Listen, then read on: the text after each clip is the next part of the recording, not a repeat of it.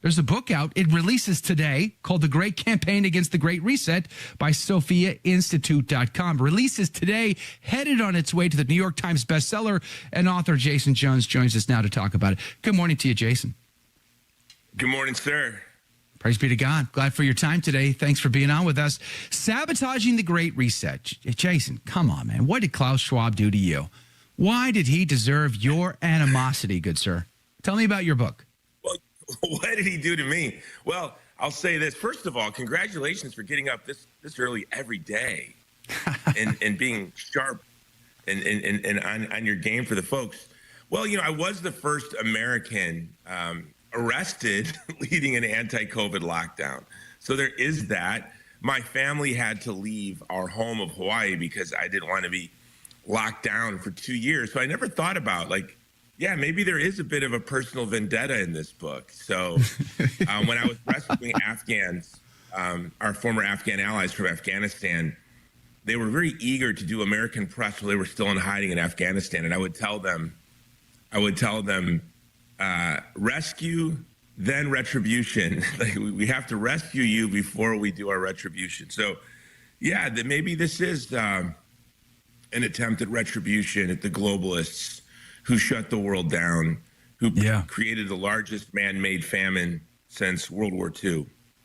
Yeah. And who want to inflict this on our posterity. There is an initiative by the World Health Organization to set up a permanent health dictatorship that will give them the power to lock down every country in the world at their whim, basically turning over our president, our governors, our sheriffs, our chiefs of police, and making them subordinate to unelected, distant bureaucrats that can shut down the entire country. I mean, something, power that the Soviet Union never had over its satellite states, the World Health Organization seeks to have over every country in the world. Yeah, it's bizarre to think about in many ways that these global elites have this much power that they get together. And now, Jason, they don't even hide it anymore. They actually talk openly about all of these agendas now, and which is interesting because back when I was a kid, it was all just tinfoil hat stuff, and you weren't sure what to believe or not to believe. Now they're happy to admit their plans. It's pretty bold and audacious on their part, don't you think? Yeah, it's not a conspiracy theory. A lot of people will say, what is this Great Reset? Or you talk about the globalists or the administrative state. These are all conspiracy theories. Even in doing research for the book, it's hard to believe. It's hard to wrap your mind around it. With this new initiative coming out of the World Health Organization, I had Frank Gaffney on from the Center for Security Studies. And as he was presenting the case and sharing the information about what's coming out of the WHO, I said, Frank, you sound like a lunatic. I mean, he sounded like a crazy person. And that's in the wake of COVID. We experienced it. We lived it. I was arrested for peacefully protesting at my state capitol.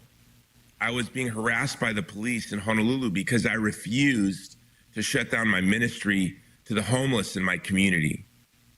And it was absolutely, we had 7-mile-long lines for food in Hawaii. Cars going from Aloha Stadium almost all the way to Kapolei, Hawaii and West Oahu, for those of you who have ever been there. Families in their cars in a 7-mile-long line waiting for food. We all lived through this. And yet it still seems hard to believe when you hear them say things like, you're going to own nothing and like it. Klaus Schwab says with that wonderful accent as if he's from a 1960s Bond movie.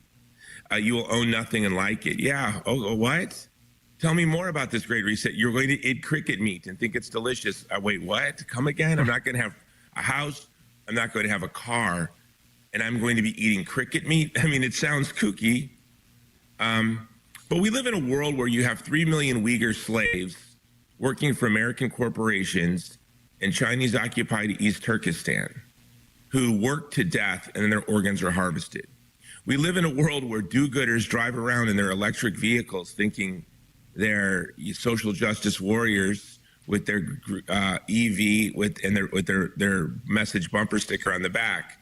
But one of the chapters in my book is on the climate cult and how it's key.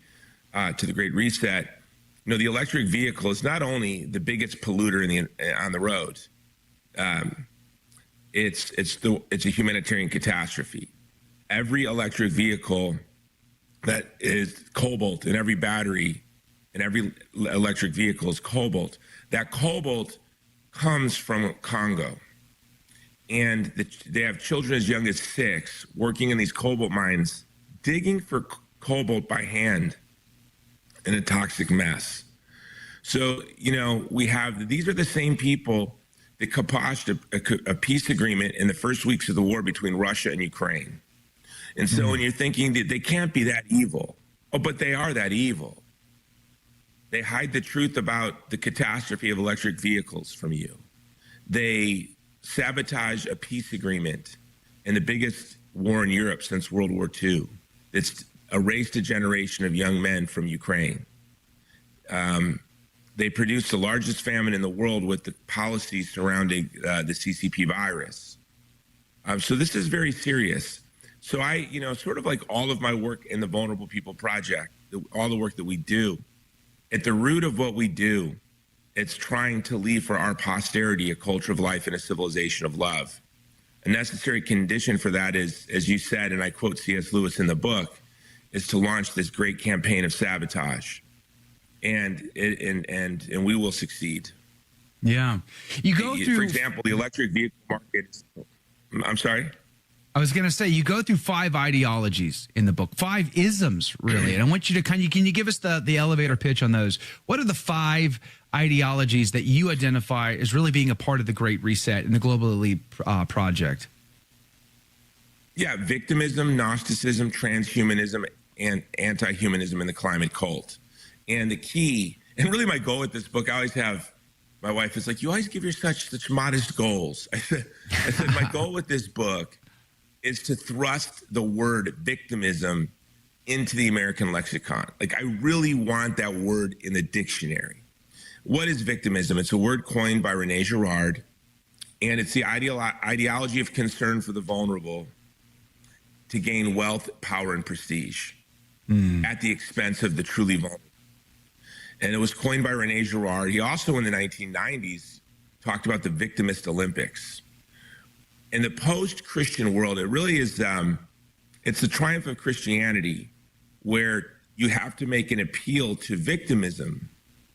You have to say, I am a victim, help. That is the triumph of Christianity, because you look at the war between Hamas and Israel in Gaza, both sides present themselves as a victim. You can't imagine in a pre-Christian world appealing for help by saying, I'm the weak one here. I'm the aggrieved, no. Can you imagine going to Caesar and say, hey, ally with us, Caesar, we're the weak one here? No, that wouldn't happen. So victimism is really the devil's attempt to regroup and still exact retribution on the weak and the vulnerable, to rob them of protectors. And so victimism is key, and I can give you, we talked about the green car. Most people who drive electric vehicles, like people I just frustrated with my soliloquy earlier, they're driving the green, you're driving the EV, you're driving your EV now to the show because you actually care about the environment. Right, hold that thought right there. We are right at a break. We're going to pick up right there on the other side of this break. Jason Jones is our guest. His book is The Great Campaign Against the Great Reset. Highly recommend it. SophiaInstitute.com is the website. You can also find it, of course, on Amazon. But check them out at SophiaInstitute.com. We'll put a link to it in the show notes, of course. It's on its way to New York Times bestseller, Sabotaging the Great Reset. I love that theme. It's so great.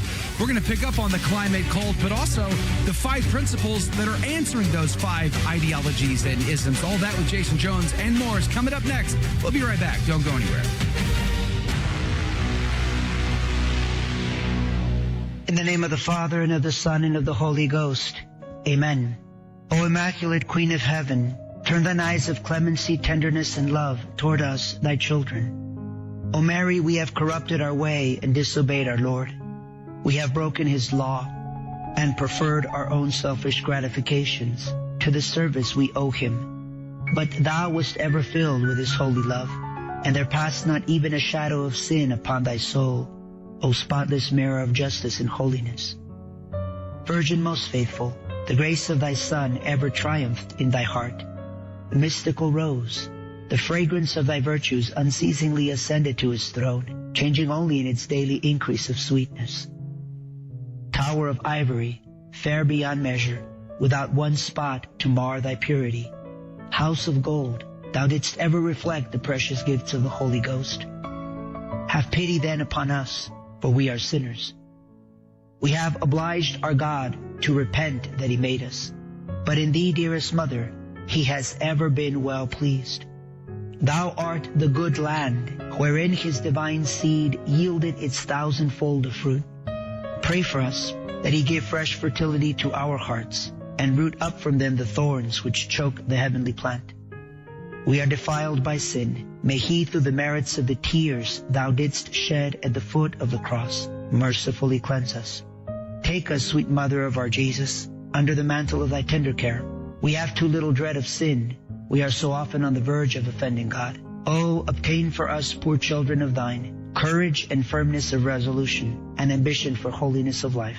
Thy intercession must win for us that precious devotedness to God's honor, which kills self-love, the root of sin. Pray and intercede for us, O glorious Queen of Heaven. Amen.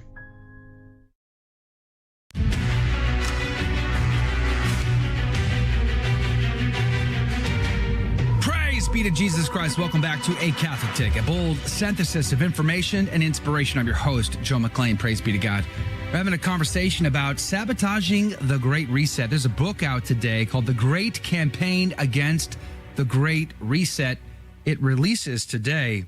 My camera didn't want to work there for a second. Hey, it releases today. SophiaInstitute.com is the website. SophiaInstitute.com, Sophia Institute Press. You can also find it on Amazon. And I encourage you to pick up this book. Support the effort to get onto the New York Times bestseller, because how do you plant seeds unless we get out to the harvest, get out to the crop, right? So let's do that today. The Great Campaign Against the Great Reset. Jason Jones, welcome back to the show. We were talking about climate cultism. One of the things you talk about in the book, and I want to start at climate because I think it's important, is how many people get swept away in all of these things. Like your neighbor whom you thought had common sense, your friend whom you thought had common sense, your loved one whom you thought had common sense. These were the same people wearing masks in cars, driving around by themselves or walking on a trail by themselves, no one else around, still wearing a mask. Or like there's the schizophrenia involved in, I'm responsible because I'm driving my EV, but not paying attention to the impact, the environmental impact, the health impact upon Africans forced to mine those minerals and the Uyghur slaves forced to build those materials to go into our solar panels and go into our cars and our electric vehicles, et cetera, et cetera. It seems like we have been swept away and we have lost all common sense. What would you say, Jason Jones? You used the key word there, expression. The mimetic contagion, the enthusiasms around, for example, COVID, the people are swept away. They're wearing the mask when they're driving their car alone for the same reason. I hope. Where's my scapular? I'm wearing my scapular. It's piety. Okay. Unfortunately, their object of piety are the gods of the city and the spirit of the age. And one thing that gives me sympathy and charity, because I'm by nature a very uncharitable and unsympathetic person, but I have to remind myself when they're, yelling at you, put on your mask. It comes from sort of a thoughtless sense of the common good, or, so it's thoughtless, but it is kind of rooted in a concern for the common good. And that is victimism, right? It's a thoughtless piety to the gods of the city that actually hurts people. It would be fine if it was harmless. But the reality is, when I was arrested leading the first COVID anti-lockdown event in America, I had just written an article called Flatten the Hunger Curve on how if we followed the CCP lockdown model in response to COVID, we would be pushing the poorest people in the world who are already on the brink of starvation into starvation. We're going to be pushing the poorest people in the world who are already on the brink of hunger into hunger. So I led a protest to stop the lockdowns. We failed, obviously, because I was concerned. Now people always say to me, how did you know? How did I know shutting the world down, slowing down food production, processing, and distribution would disproportionately hurt the poorest people on earth? How do I knew? I knew it the same reason I know 2 + 2 is 4. How could I not understand that? But people get swept away in these contagions, and that's victimism. You know, immigration is another example of victimism. They sell chaos at the border as concern for the migrant. Well, I am passionately concerned about migrants. In fact, my entire family is first or second generation. So, you know, the reality is an open border condemns millions of migrants to being trapped in a dangerous underground economy with no legal protections, separating them from their families a world away, disrupting communities in Honduras and Guatemala and Mexico, disrupting families, fentanyl pouring across the border, killing our children. No, there's a beautiful new campaign from Catholic Vote called Protect the Vulnerable, Secure the Border. That's courageous solidarity, right? That's courageous solidarity. But victimism is to stand with power. You know, Ecclesiastes 4:1, the saddest verse in the Bible. Solomon said, I looked over the entire world and all I see is oppression. And on the side of the oppressor, there is no one. But on the side, on the side of the oppressor is power. But on the side of the oppressed, there is no one. That was the reality when Solomon looked to the world. But the reality today, since the incarnation of Jesus Christ, you could say, I looked all over the world and all I see is oppression. And on the side of the oppressor is power, is Facebook, is Google, is the governments of the world, New York Times. But on the side of the oppressed is the body of Christ. And if this book were properly titled, and I was just wanting to sell the book to our community, the title would be The Mystical Body of Christ Against the Mystical Body of Antichrist. And the ideologies in this book, these 5 ideologies of evil, transhumanism and anti-humanism, are quite obvious. It's the ideology of the Antichrist. And then the 5 principles that we need to look to respond to the ideologies of the Great Reset really emanate from 2,000 years of Catholics meditating and praying on what does it mean for God to make us in his image? What does it mean for the second person of the Trinity to become incarnate as man and then to suffer and die for us and then to be resurrected? What does that have to do with me, with my neighbor, with my relationship to the environment and to the rest of the human family? So really a proper title, but I would have only been able to sell it on Catholic radio, would have been The Mystical Body of Christ, The Mystical Body of Antichrist. But really, you know, this is a war on the world. And so I'm really hoping, and we're excited. I woke up today to see we're the hot new release on Amazon. So that was quite exciting to see us. Congratulations. Listed as hot release. So to break the Great Reset is to break the cordon. As these forces of evil to circle the world, we need everyone to push back where they are in their industry, in their community, their religious communities, their religious through the religious communities. I found it fascinating. You set up sort of a contrast here of 2 boys and 2 visions for the future and for the world. Elon Musk and Bill Gates, they both have and neither one, I mean, I got issues with Elon Musk as well, but at the same time, both have very different outlooks and they're contrasted to each other. Can you talk about that for a second? Yeah, so there's 2 young boys. It's really interesting. And obviously, Elon Musk has a lot of problems, right? But he's an interesting character. But he is the anti-human agenda. Elon Musk is the most aggressive advocate against demographic decline. This man is railing against demographic decline. And it goes to when he was a little boy. It's quite interesting. He said when he was a little boy, he loved having a big family. He wanted a big family. He wanted everyone to have a big family. He thought there's nothing more wonderful in the world than a big family. But one day, if all of us on Earth keep having big families, we're going to run out of space. We're going to run out of resources. So little Elon said, you know what we need to do? Colonize the universe.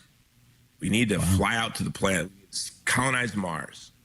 And so the Elon Musk followed that vision.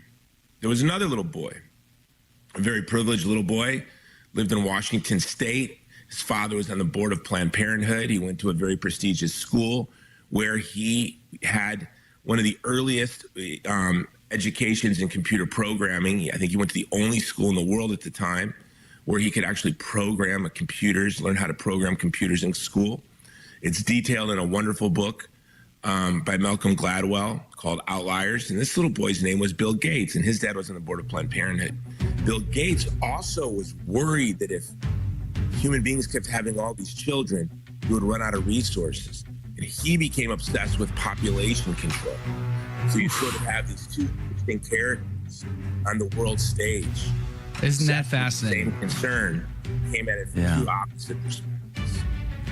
Hey, we're out of time on the radio side of our program today. I want to encourage you, check out this book. It's called The Great Campaign Against the Great Reset. SophiaInstitute.com is the website. You can check it out there. We'll put a link to it in the show notes. SophiaInstitute.com.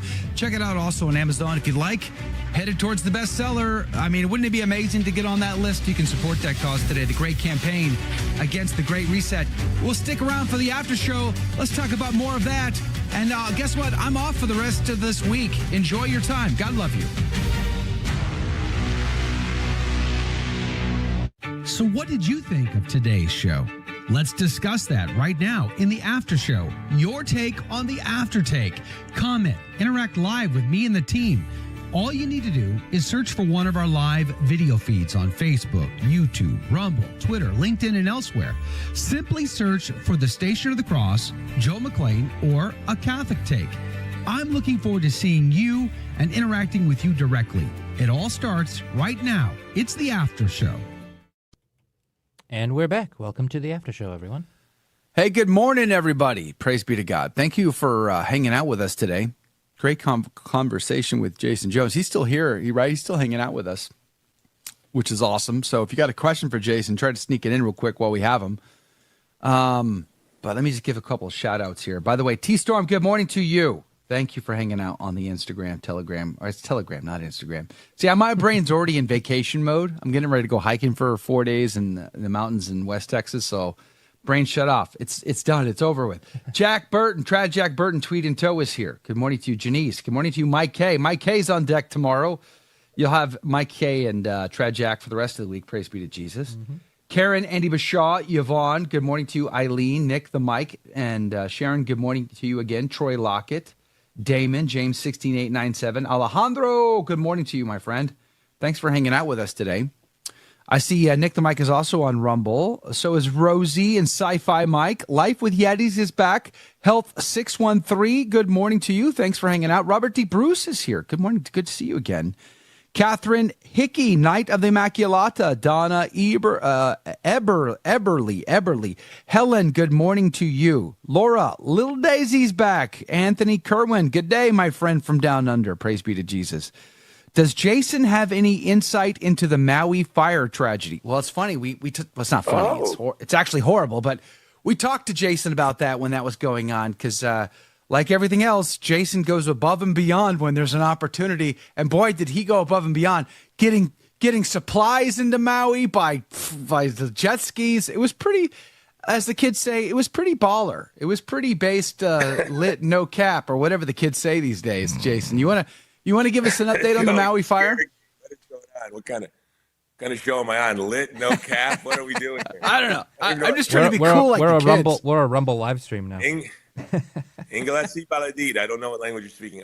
Yeah. That's a great question. I really appreciate that question. So, yeah, we were there. I'm still there.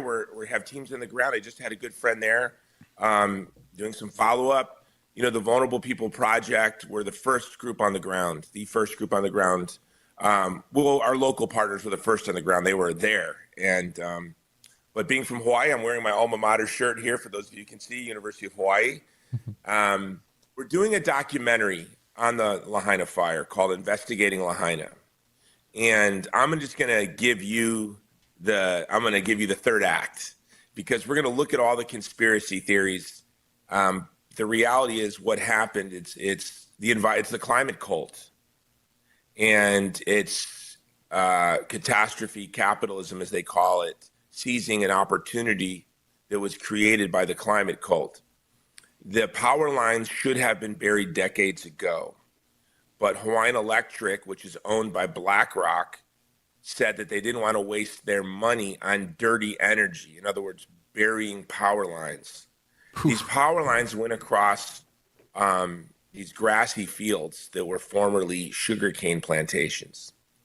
And so you had power lines above grassy fields where they frequently have hurricane force winds. This was an absolute inevitability. The breaks were not maintained. The fire breaks, where you do controlled burns so that when fires do happen, they can only go so far. The breaks were not maintained. And then the water was not released. So there are a lot of conspiracies, and we're going to look at all of them because we want to have a very successful box office movie. We're going to look at every conspiracy. But at the end of the day, guilt lies at the foot of Hawaiian Electric and the climate cult and the owners of Hawaiian Electric, BlackRock. Mm-hmm. There is something I can't talk about. We have discovered something that is shocking and implicates the government and the state government and others. But it comes from the fire sort of revealed something, grift, a pretty significant grift that had been going on that the world is not aware of. And so in our investigation, we discovered a grift, but we don't want the culprits to cover their tracks until the movie comes. So we want to smack them hard with the movie. Mystery, so we can't really suspense. And I can tell you, Joe, offline if you embargo that information. Yeah. But I'm going to call you right after we get off just to find out. You got me. And it's interesting. So all I really want to know, Jason, is should I have not painted my roof blue after that? I mean, probably. What? Joe Biden said you should. That was weird. That made me doubt myself with the blue roof thing. Let me give you an example of some conspiracies that I was hearing. And I was on the ground. And so when I'd been in Ukraine, went to Washington, D.C. The fire happened, and I was with some Catholic leaders from Ukraine on Capitol Hill and doing media hits. Probably it was on your show even, I think, at the time. Got word of the fire. And I did not want to go there. I called my buddy Dallas Carter, who runs Epic Ministries there. He's a native Hawaiian, Steubenville graduate, Catholic school principal, wonderful man. And I said, Dallas, you tell me what you need and we'll get it for you. Whatever that number is, you tell me what you need and we'll raise the money. And so Vulnerable People Project wired money there within hours. But I said, I'm not going to go there. There's nothing I can do. I've got a lot to do here. I really didn't want to go. I couldn't sleep, Joe. It's my home, and I just couldn't sleep. So after 72 hours of just being in Washington, D.C., staring at my hotel ceiling, I thought, if I'm just not going to sleep, I can work from Lahaina. Let me just fly there. And I'm so glad I did, because sort of like when I went to Ukraine in the first weeks of the war, I just assumed these very large NGOs were going to be on the ball. One of the things we're going to look at in the documentary is why did it take so long for the people of Lahaina to get help, and how much money was raised. But when I got there immediately, and I started hearing all these conspiracy theories, and I was doing these national calls, and people would share these conspiracy theories that were a little absurd, like direct energy weapons, paint your roof blue. I was there and I was looking for all this evidence, and it just wasn't there. One of them was, they put up these black tarps that they always put around construction sites or catastrophe sites. And people are saying they put these tarps up to block the view of folks so that they didn't see into the disaster area because they wanted to hide the evidence of direct energy weapons. I'm like, clearly you've never been to Maui. It's a volcanic mountain. It goes like this. You're driving right by. They have these so that the contaminants don't blow all over. By the way, it's something I didn't think about. I didn't want to take space from the locals who lost their homes, so I brought a backpack. I went and bought a backpack and when I was on Oahu in Honolulu, I went to Ala Moana Mall and I bought a backpack and a tent. and I just camped out at the burn site. That was a mistake because for about 2 months, my nose just would run like a water faucet all day, and my eyes were burning. And then I had remembered how many people got very sick after 9/11. If you want to understand the environmental catastrophe and human catastrophe, it's comparable to 9/11. I mean, you just lost an entire town. It's just gone. So all that pollution and toxin and dust is blowing everywhere. So that's why those tarps were put up.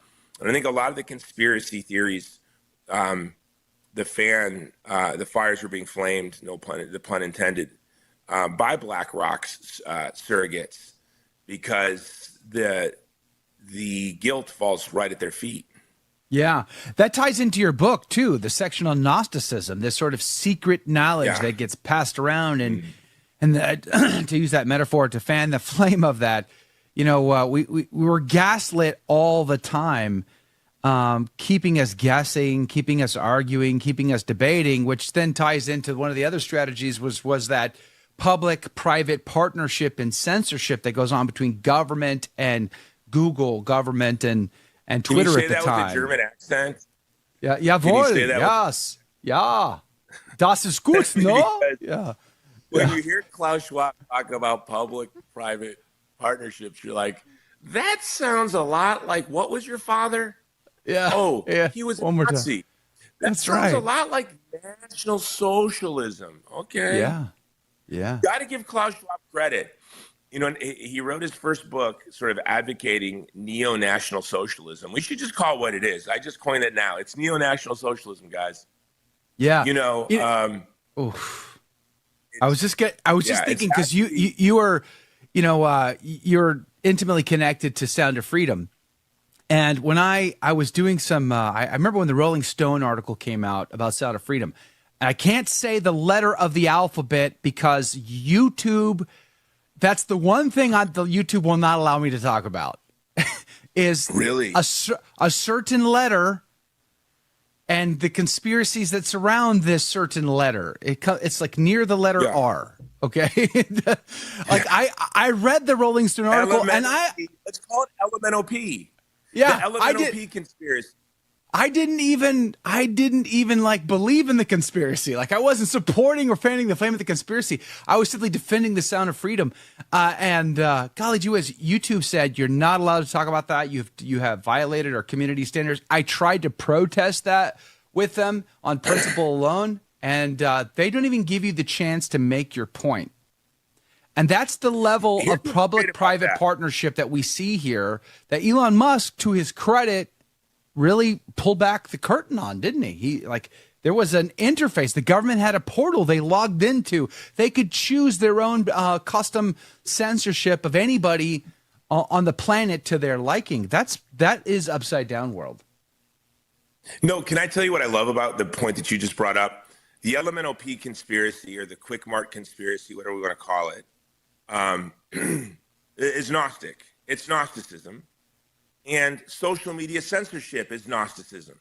And what do I mean by that? It's like this authority just saying, trust the plan was the motto of the, this anonymous source communicating information ambiguously that you couldn't verify or you couldn't refute because it's anonymous and ambiguous. But you have to trust the authority. They would literally say, trust the plan. And of course, we were told to trust science. Well, science is all about not trusting. You know what I mean? It's like, you said that, but let me do 15 of my own independent experiments just to verify what you said is true. So you have this collision of Gnostic ideologies. And of course, the LMNOP conspiracy dealt with true things that were very serious. The problem is it drew people in to just do nothing. Just don't do anything about it. And then inflation destroys value. They would make all kinds of nutty claims. In fact, I went on the Alex Jones show. Alex wanted me on when I first was, when I was arrested. He said, for leading an anti-COVID lockdown. I said, I'd love to come on your show, but can I talk about Quick Mart, the Quick Mart conspiracy? And I want to show how it's Gnosticism and how Christians should avoid it. Even though the centerpiece of it, the exploitation and harming of children is obviously, Sound of Freedom revealed, very real. But what it did is it pulled people into sort of a Dungeons and Dragons live action role playing game of like, you too could somehow be a part of this by what? Trusting their plan and doing nothing? I don't know, but it's Gnosticism. And what does Gnosticism do? It creates division in a community. That's why the church has always opposed Gnosticism, because it creates division in a community, because you can never come to a resolution. You can never use reason to arrive at a shared conclusion together, because you're appealing to some authority, and you just have to, quote, trust the science, or, quote, trust the plan, or trust the community standards. What? Okay. No, thank you. Yeah, exactly. No, thank you. And 14 days to slow the spread, or 15 days, however many days they wanted.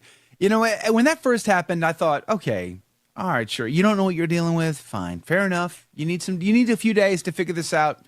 I'm on board. I'll help with that. I'll stay home. No problem. But 2 months into it, no, I'm sorry. Your time has expired here. You've now gone past reasonableness, common sense, and you've gone into absurdity. And yet they wanted to hold on to that for what, a year and a half? Going on 2 years. Yeah, like that is unacceptable. No matter what side of the aisle you happen to be on, R or D or whatever in between, whatever creed you profess, I'm sorry, that doesn't pass the smell test to humanity. Natural law is offended here. So every human being should have stood up and said, this isn't reasonable. This doesn't make sense. We don't close our lives off and hide in a bunker for 2 years and act like that's okay. It's not. And yet so many people bought that hook, line, and sinker that I remember I was in a pawn shop, and looking at a guitar with my kids, and they're like, and I had the mask on underneath the chin, and they're like, listen, I was trying to be sensitive to you and to your job, so I had the mask on me just so that you could have say, hey, look, the guy tried. But no, the guy harassed me. You got to put it on. And I looked at him, I said, this is a pawn shop, right? Like where, I'm not in the hospital, am I? I'm like, where am I? Is this the University of California, Los Angeles? Like, is this Starbucks? Like, where are we that you have this bizarre notion that this little flimsy little thing here is going to like save you if I did have COVID, let alone just be it's just that I could not. Yeah, that's why we're in Texas. My wife actually, when she bailed me out of jail, she said, we got to move. We have to move, because she knew. And your wife was born and raised in Hawaii, right?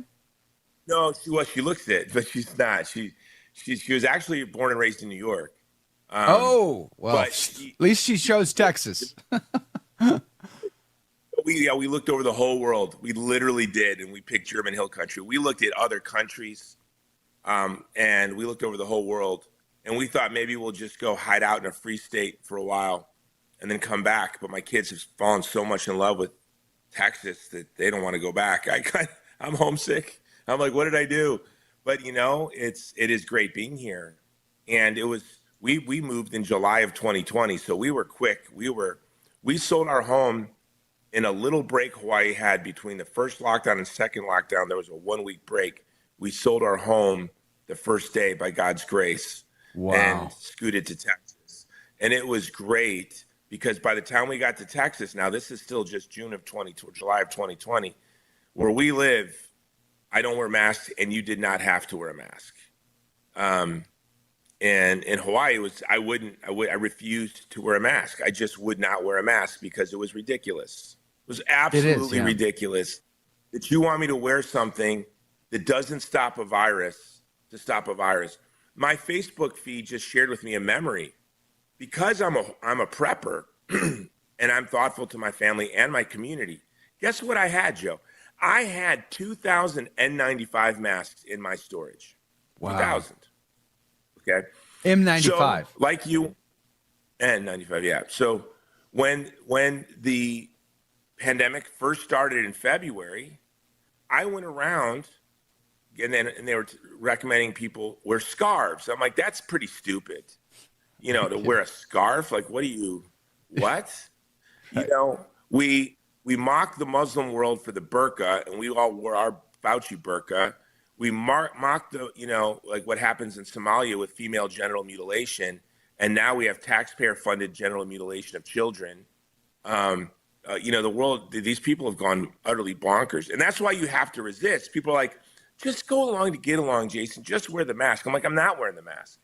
And I was aggressive. I had a line. I shouldn't say my line on Catholic radio. When they would come up to me yelling at me, wear your mask, I would just simply look at them and say, you know what's more dangerous than COVID to your health? Me. And then they would look like, what? I'm like, bro, don't go. And then they would go. But I told people, you just don't understand. We are starving the world. These virtue signaling knuckleheads, we need to resist. If we all, I always said, could you imagine the World War II generation, my grandfather and his buddies that fought across Europe and the Pacific? You think your grandfather would have wore a mask? One of the most beautiful things I saw, the only place you could go to hang out during COVID in Hawaii was the Home Depot. That's where I would go hang out, right? So I would go to the Home Depot. There was this elegant woman, Native Hawaiian woman, beautiful. And she was in this beautiful muumuu, like this beautiful muumuu, elegant, graceful, walking around without a mask. And they all yelled at her to wear a mask. She said, why, will I be a grandma killer? She's like, I'm 96 years old. I am a grandma. Right. Yeah. She's like, I have too much dignity. She said, dear, I have too much dignity to wear one of those masks. And she was just like gliding across the home. It was just such a strange, uncanny sight to see this elegant Native Hawaiian woman in her muumuu walking around the Home Depot with no mask in her 90s. Yeah. And I thought, this is the greatest generation has arrived to shame everyone in this Home Depot. It was, but what happened is because we fell for that, we had a 9-year-old in Hawaii kill themselves in our neighborhood during the second lockdown and wrote a letter, I miss my friends. I actually had to go back to Hawaii the first year after we moved. And it was startling going back to Hawaii after living in Texas for a year at that time, because nothing had changed. Everyone was still masked up. It was surreal. And I was walking down the street. I went back because a friend of mine committed suicide. He was the most loving, warm, outgoing person who was a waiter. He'd worked for a waiter as a waiter in Honolulu for 25 years. And he was a stand-up comedian. And he cracked. And he jumped from his, 36th story of his apartment. And as I was walking down the street in Waikiki, my college roommate, who was a HPD police officer, didn't know that I had left for the mainland. And he honked and he goes, hey, Jay, get in the car. And so I'm getting the police car and we're driving around Honolulu. And I said, hey, bro, I moved. He goes, no, I didn't know you moved. I'm back because he was friends with our buddy. I said, so-and-so committed suicide. He goes, oh, bro, they jumping every day. This is in Waikiki in Honolulu. It goes, and that went utterly unreported. So compliance to these stupid policies had a real world consequence. That's why I wrote this book. The globalists destroyed the peace agreement between Russia and NATO 6 weeks after the invasion. I was just in Ukraine visiting hospitals towards the front. One was a former Soviet prison. Every room was filled with multiple young men missing eyes, arms, and legs. You look at the farmer revolt in northwestern Europe because they refuse to kneel to these absurd policies that have to address climate change that would starve the world. So we have to resist the globalists, not just for ourselves, but for our posterity. Yeah, I saw a meme. These memes sometimes are very profound. I saw a meme on Instagram. It said, the freedoms you give up, your children will never know they had. Oof. The rights you surrender, your children will never know they had. So we must resist because we care about the common good. Conformity to the mob does not serve the common good. That we lived through a cultural revolution, and being neutral in the midst of a cultural revolution does not serve the interest of the community nor the vulnerable. And so when the mob is running one way, you should run the other. When the mob is grabbing stones to throw rocks at an innocent victim like our Lord and Savior Jesus Christ, we should kneel next to them. I mean, I think we don't get, as someone who works in the Middle East, I think we don't understand how profound the story is that 2,000 years ago, Jesus knelt next to a woman, not accused of adultery, caught in the act of adultery, knelt next to her. And there was a group of men with rocks in their hands. Could you imagine doing that in Iran today? Could you imagine in Iran today if some guy saw a woman about to get stoned and he knelt down next to her? What would happen to that man? He'd also be stoned. I mean, the stoning of Soraya M. It still leaves scars in my brain. That movie was like the Passion of the Christ, in its intensity. Did you know I was a producer on that movie? I did know. That's why I'm mentioning it. That is a powerful film. Powerful film, The Stoning of Soraya M. If you haven't seen it, it's hard to watch. I'm going to be honest. It's hard to get through the climax scene there, but an important film, a super important film. How did you how did you get involved? Hold on can you hold on 1 second, brother? Yeah, let me give some shout outs here. Over on our Facebook feed, by the way, Lori, good morning to you. Patty, good morning to you. Our friend from one of our plank owners from the Hill Country, Don Paddock, good morning to you. Jane, June Ybarra, and Isabel, good morning. Mimi, good morning to you. Diane's here from New Brunswick, all the way up in Canada, near Nova Scotia. Good morning to you. Lucia, good morning to you. Praise be to God. She gives a shout out to Jason Jones as well. Glad you're here. Looks like Rumble had some issues. Might have been related to the quick stop conversation we might have had earlier. Jake, what's the consensus there? Rumble's not working? I restarted the Rumble stream. There was a second one going there, but Rumble's been having technical issues with all our shows for the last like week. It keeps cutting out halfway through. I think it might be a Rumble stability issue, not necessarily that they're unhappy with us. But Jake, come on now, bro. Don't cast aspersions on Rumble. It is the alternative to YouTube, okay?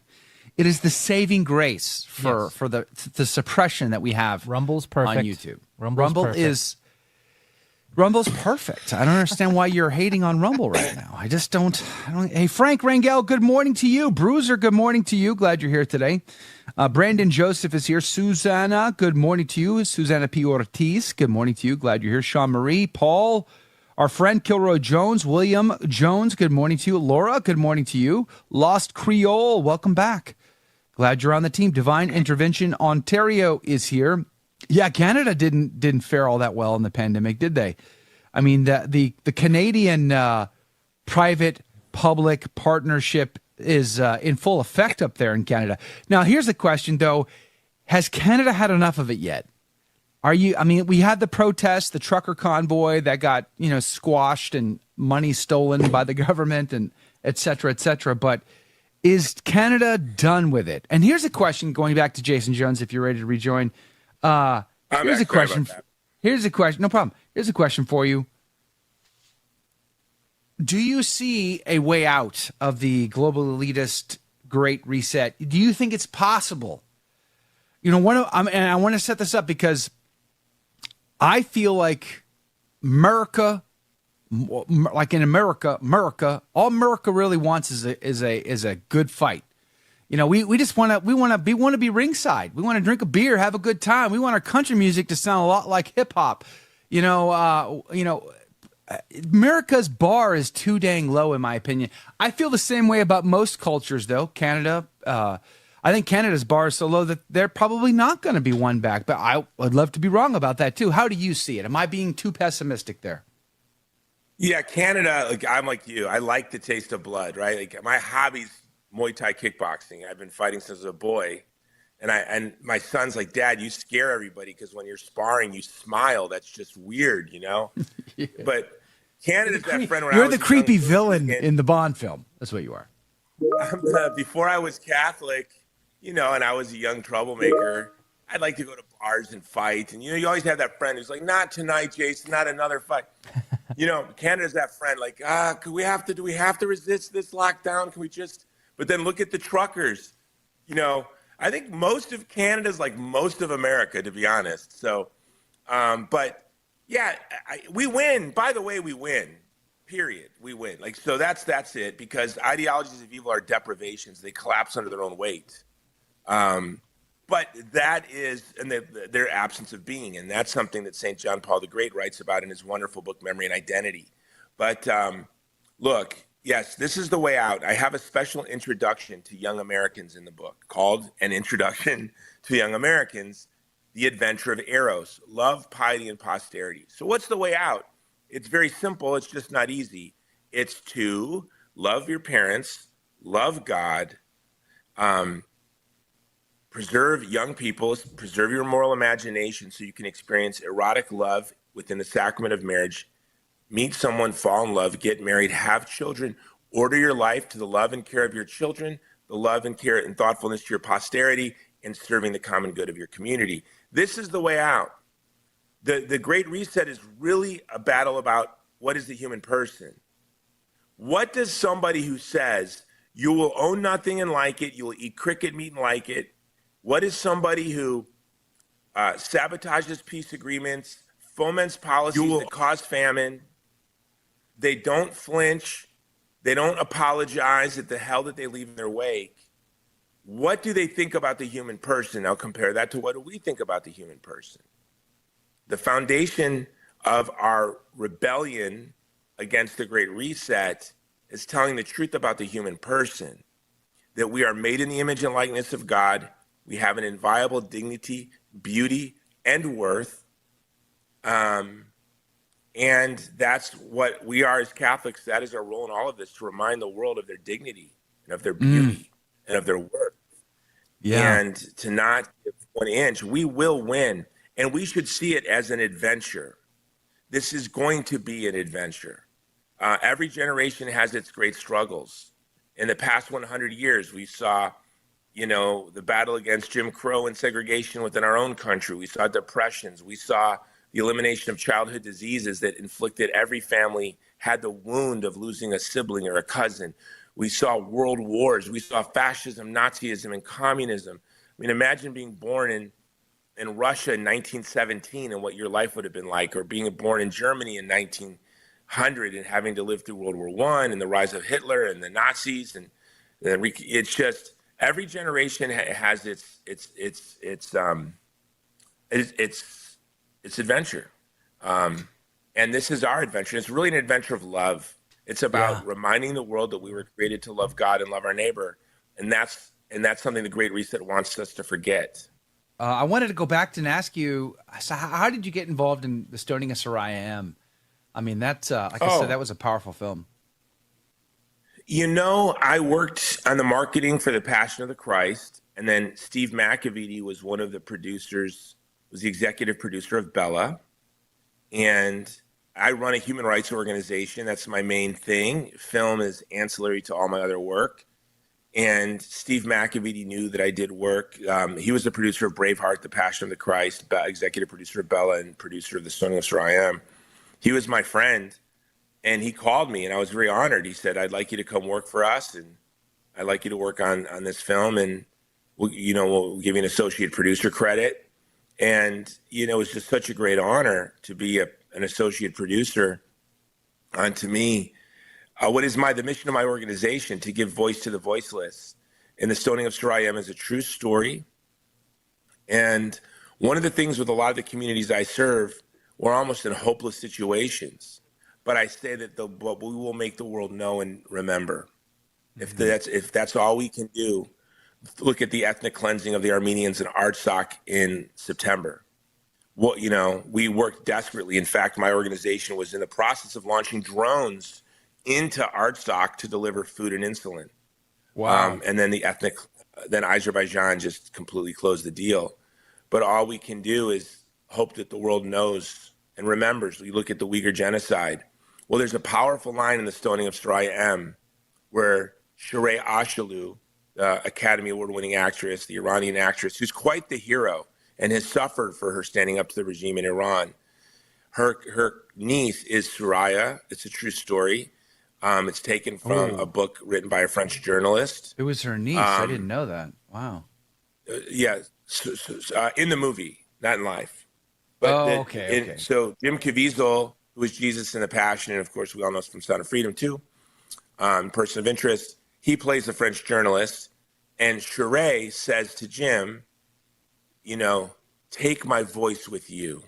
Yeah, I remember. And what was going to be a murder, the framing and murder of a beautiful young woman in Iran, what is it now, 50 years ago, 40 years ago, that the criminals thought that their crime no one would ever know of their crime. Then a French journalist writes this little book, and this little book is produced by one of the greatest producers in Hollywood history to tell the story of one crime that happened to one woman in Iran at that time, 30 years before.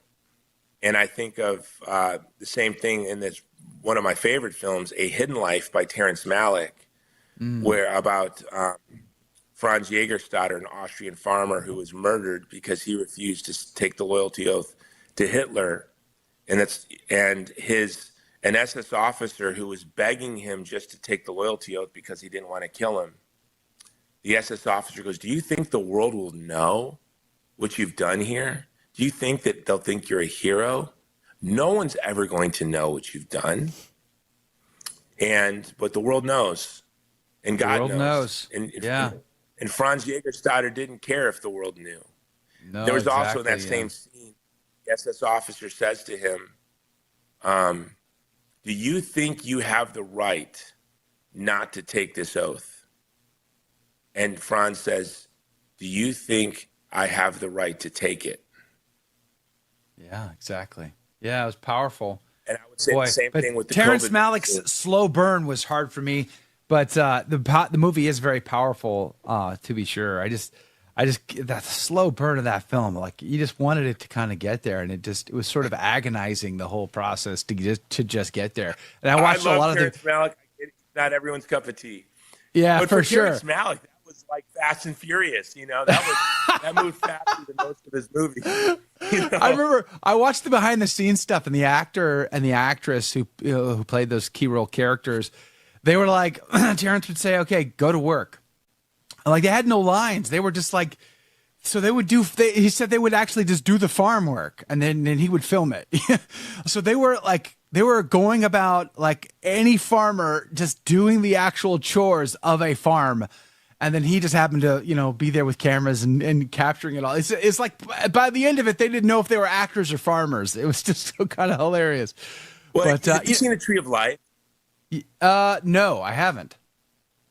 Okay, so everyone watching has to see The Tree of Life. It's like 3 hours long. I don't know if it's a rumor, but the story goes he wanted it to be like 10 hours. Okay, I don't know how you get a theater to do that. But it's my favorite movie. I saw it in the theaters like 7 times. What? And oh yeah, and I have ADHD. That says a lot about you. But when you watch it the first time, you realize that wasn't a movie. It was a prayer, because the movie literally ends with "Amen," and it's a prayer on the problem of pain and human suffering. And that movie, I was on a plane to Ireland 12 years ago to go work on a pro-life battle. And I was talking to this young Irish kid who'd lost his faith. And he gave me the reasons why. I said, you really need to watch The Tree of Life. And I was upgraded to first class. So we're in first class. We have those big, like built-in, like big screens. And they had 100 movies. And lo and behold, The Tree of Life was one of the movies. Oh, wow. The young man said, I'm going to watch it. He was crying, just the whole flight. He was just crying as he was watching the movie. And then when the movie ended, he said, I'm returning to the Catholic Church. Yeah, amen. You have restored my faith in God. I'm like, I didn't. Terrence Malick did. And United Airlines did. That's funny. But it's the most beautiful. Yeah. We have a thing. We have a thing we do here, usually in the after show, where it's obviously a lot more casual. and that is what I would do if I had George Soros money. So, and a lot of times we talk about I talk about the films that I would make if I had George Soros's kind of money. There's a series of films that I would love to make. So I want to ask you that question. What would you do if you had George Soros money? I would promote climate change, population decline, transhumanism, so I can live forever. Get rid of all of you useless eaters. I see. Way. Okay. No, so you would just do what George does. I got it. Okay, I would that go was dark. fun. I think God keeps me poor for a reason. Right? Me too. But sure. I would probably do, honestly, what I do with all the money I ever make, I would pour it into my apostolate, Yeah. And I always promise my wife. What would you do extra? What would you do more than you do now? Huh? What would you do extra? What would you do more? Like, what kind of films would you make if money wasn't the issue? Like, you didn't have to go looking for money or worry about distribution because you got it. You got all that money. You just make the best film that you want to make, and you can pay to distribute it however you wish. So, like, if money was no longer a factor, what would you do? Well, two things. I would make a lot of movies. I'll tell you those movies. I love mixed martial arts because my whole family's sleeping. When I started the show, I'm in my gym. You could probably see boxing gloves and everything laying around. I would hire Freddie Roach and Rickson Gracie to travel with me. Rickson to teach me Brazilian Jiu-Jitsu and Freddie to hold mitts for me. And then that would be my decadence, okay? And your midlife crisis. Okay, got it. That would be, but I've been doing this since I was a boy, and I just don't stop. So yeah, but Rickson Gracie, that's pretty impressive. Yeah. Yeah, Rickson would travel with me and Freddie. But the movie I would make would be, my three dream movies are a biopic on Graham Greene, the Catholic novelist. But it would be Graham Greene as the British MI6 agent, because I believe his entire career he was actually an intelligence officer. Wow. And he used his writing and his very public shift from being a pious, devout Catholic to a decadent, dissolute, reprobate who lost his faith and then became close personal friends with every Soviet dictator. And he was an intelligence officer at one point. I shared this with a friend at MI6, and he said, Jason, that's not a theory, that's a fact. And we all know, in our community, it's accepted. It's known. So it would be Graham Greene, the intelligence officer. Then, and this is a movie I'm going to make there. It's in very early development. And then the biopic on Saint Exupéry, the writer of The Little Prince. And he lived a very sorrowful, interesting life. He was a pioneer of flight. His wife was a Nicaraguan heiress. But to me, sort of it'll be shot in North Africa and France and Spain and Malta and Nicaragua. So sort of the love of the biopic of Saint Exupéry around his wife, and then the coup de grace, the book, the story I'm always studying. It's actually on my desk right here. The Great Siege of Malta. Oh, I would really love to make a movie about the Siege of Malta, and then I'd like it to be three. It would be the Siege of Malta would be first, and we would look at, but it would all be through Romigas, and then we would follow him to Lepanto.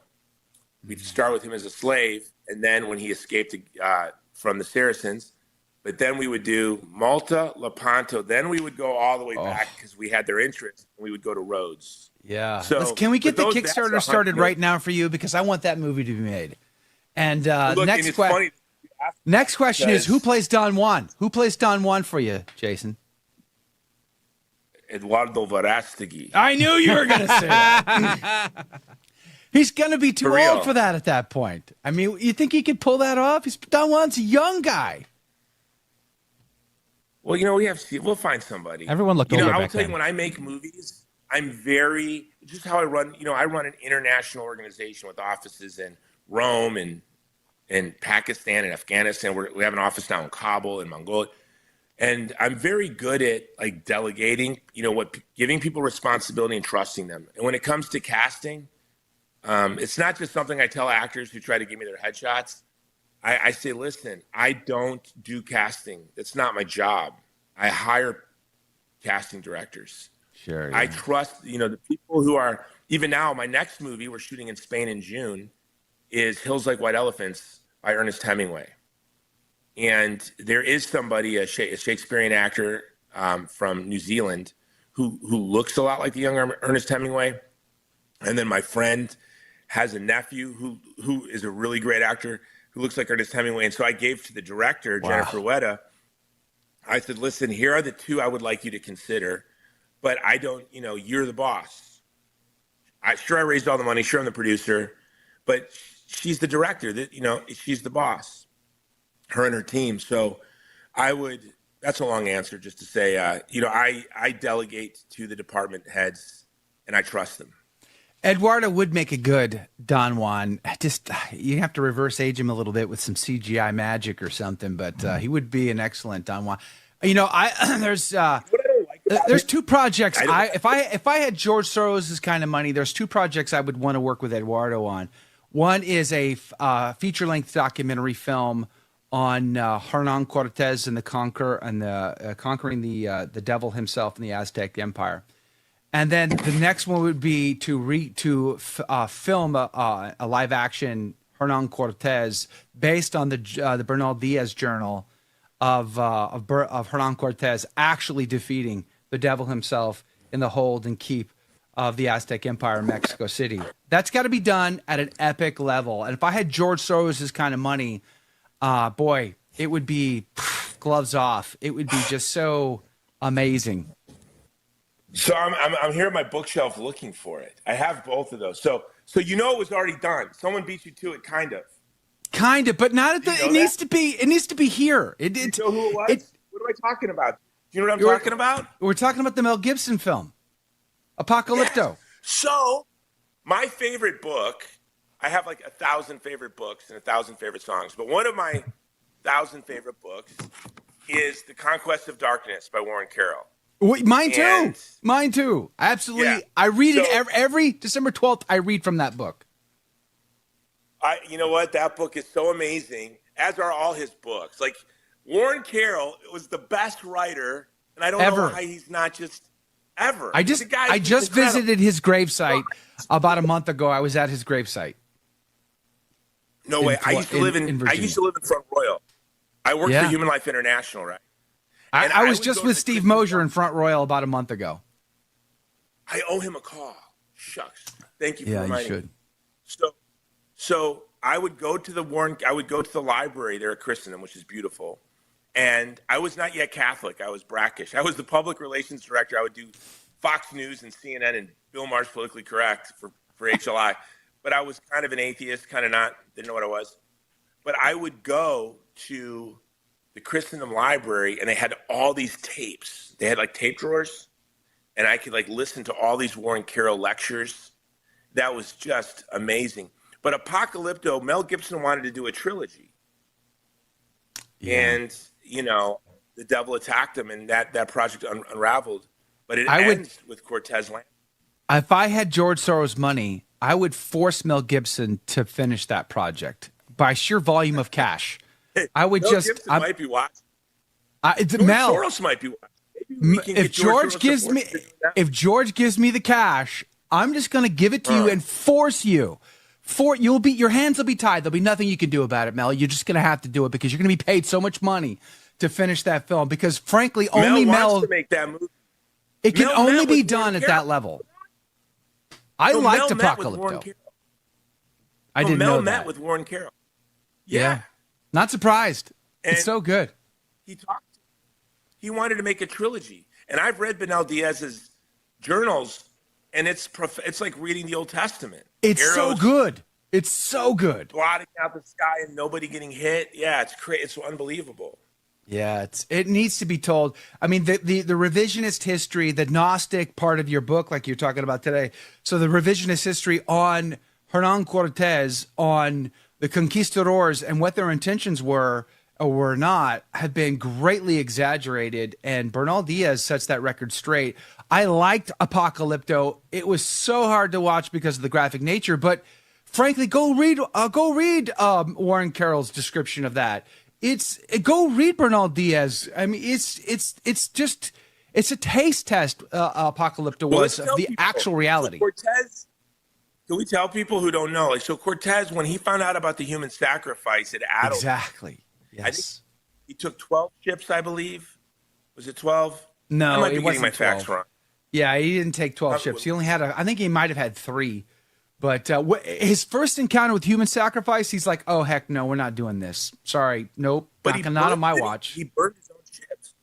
So the So men he couldn't scuttled, retreat. He burned. he scuttled the ship. So he was an interesting bird in the sense that he was a good captain, and he listened to the counsel of his men, and he knew that there were men who they weren't 100% bought in, because he was pushing the envelope with the guy who was left in charge back on Hispaniola, back in what is now Cuba. That guy didn't like Hernan. He wasn't on the same team as Hernan, and he was trying to sort of circumvent Hernan's success. And not every guy in the expedition was on Hernan's side. So he knew that if he just left and the ships were still there, and he went into the jungle with the soldiers, that some of those guys might take those ships and run. So he scuttles them. He doesn't burn them. He takes all of the rigging off of the ships, so you can't sail them. And he carries that rigging with him inland into the jungle. And then he takes all the sailors and forces them to also be soldiers on the expedition. So effectively, you can't actually get away. But he didn't burn the ships. That's just sort of a retelling of the phrase. But he scuttled the ships, and it was a powerful moment because the men had to make a decision at that point: fight or die. There's no escaping here. You're going to be absolutely surrounded behind enemy lines. It's fight or die. And what I love about Hernan Cortez is, and Bernal is so good at the description because he was a military man. He didn't waste words. He just sort of got to the facts. And he talks about how many times Hernan and the conquistadors were attacked, overwhelmed, 10-1, 100-1 odds. I mean, 50,000 to his 200. I mean, and he would not only win the battle, but then he would win the hearts of those native populations too. And it was thousands of those native people who went to battle with him against the Aztecs in the end, and fought right alongside him, because they also hated the Aztecs, and they also hated having their children offered up. But every time Hernan saw the human sacrifice, that resolution within him to crush the devil himself at all cost, like even to the peril of his own life or the life of every single one of his men. Like, that story is never told in high school. That story is never told in colleges. No, today. they make him out to be a monster. But I will say something that we need to say about him that's to his shame. Sure. And you're going to mention the princess. He only thought there were 2 genders. What? You're kidding me? Okay, I'm done. No, I forget it. horrible. Tell Mel Gibson he's fired. We're not doing it. No, it's off. We're not doing it. It's off. I can't do this. I can't do this. Yeah, I mean, there's a drag show at a Jesuit school in Philadelphia this Friday. Mel, if you want to talk it over, I'll be there. I'll see you there. Are you serious? Yeah, this Friday in Pittsburgh. Yeah, St. Joseph's Jesuit University in Pittsburgh is hosting a drag show this Friday. That's just absurd. It is absurd. We live in an absurd world. This is why Hernan Cortez is still relevant today, because Hernan was not a perfect man. He takes the concubine of the princess slave girl that was given to him. He has children with her.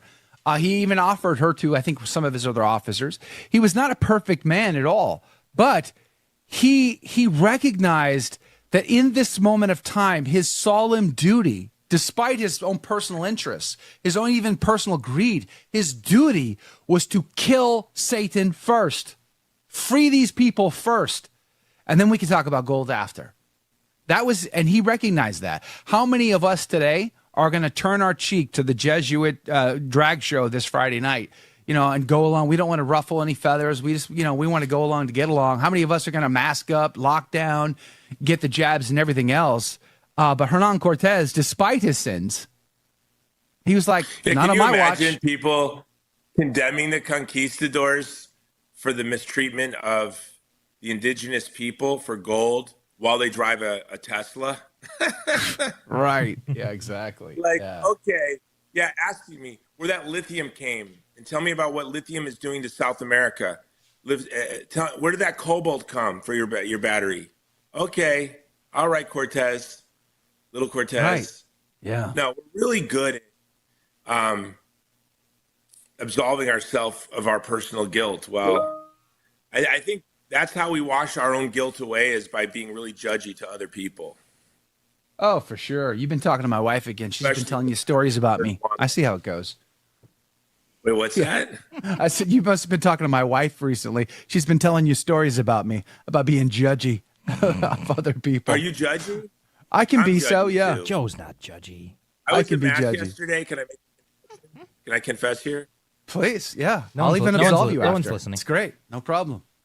No one's listening? Okay, that's good. So yesterday I was at Mass, and there was a guy in front of me, kind of a heavier, older guy, wearing skinny jeans. And I just was sitting there judging him, at Mass. I was like, what's wrong with you? Can you act right in your head for an hour? That's terrible. It's an old dude wearing And I skinny wasn't jeans. judging him for That's, wearing skinny man. I was judging him for how it looked. It was just not, it was bizarre. That's all. It's But not I was right. being very judgy. I caught myself for obsessing on it for a minute, just harumphing, what? Yeah, I'm judgy. It's bad. But it's little things I judge people for, not big things. I'm like, oh, he murdered somebody.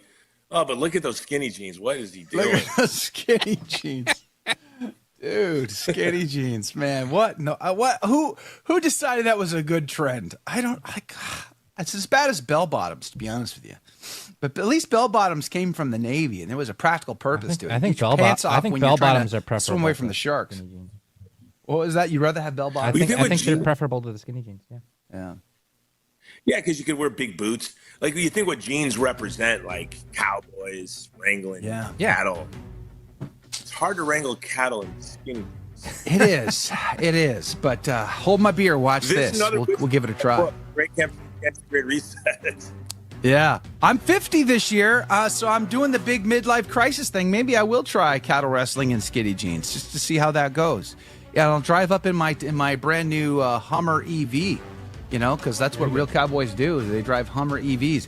Hey, Jason Jones, we're out of time. You were amazing to stay on with us for some extra time today. I really enjoy the conversation. The great campaign against the Great Reset, available today. SophiaInstitute.com is the website. Jason, God bless you. God love you. Have a great day. God bless you guys. Thank you. All right, I'm off for the next 3 days. Mike Koniger's filling in. You will have a great show, I promise. Until then, God love you. God bless you.